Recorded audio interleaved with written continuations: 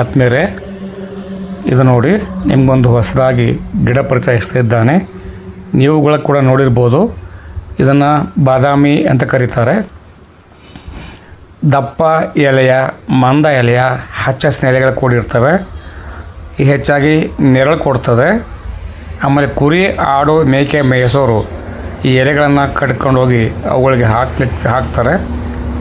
ಆಮೇಲೆ ಹೆಚ್ಚು ಒಳ್ಳೆಯ ಗೊಬ್ಬರವೂ ಕೂಡ ಆಗ್ತದೆ. ಇದು ಸಾವಯವ ಗೊಬ್ಬರ ಆಗ್ತದೆ. ನೀವು ಏಕೆ ತೋಟಗಾರಿಕೆ ಇಲಾಖೆಗೆ ಹೋಗಿ ಈ ಥರ ಸಸಿಗಳನ್ನು ತಂದು ನಿಮ್ಮ ತೋಟ ಗದ್ದೆಗಳಲ್ಲಿ ಹಾಕಿದೆ ಬೆಳೆಸಬಹುದು. ಇದು ಅತಿ ಹೆಚ್ಚು ಕಾಯಿಗಳನ್ನು ಬಿಡುತ್ತದೆ.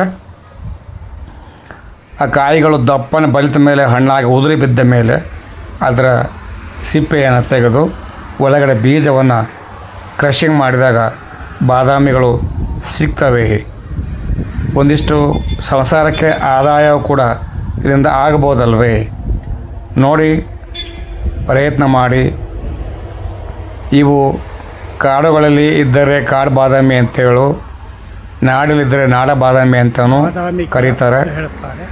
ಇದರಲ್ಲಿ ಹೆಚ್ಚಿನ ಪೋಷಕಾಂಶಗಳು ಇರ್ತವೆ. ಹಾಗಾಗಿ ನಾನು ಹುಬ್ಬಳ್ಳಿಗೆಂದು ಹೋಗುವಾಗ ಮಾರ್ಗ ಮಧ್ಯದಲ್ಲಿ ಈ ಥರದ ಮರಗಳನ್ನು ನಾನು ನೋಡಿರಲಿಲ್ಲ, ನೋಡಿದ್ದೆ.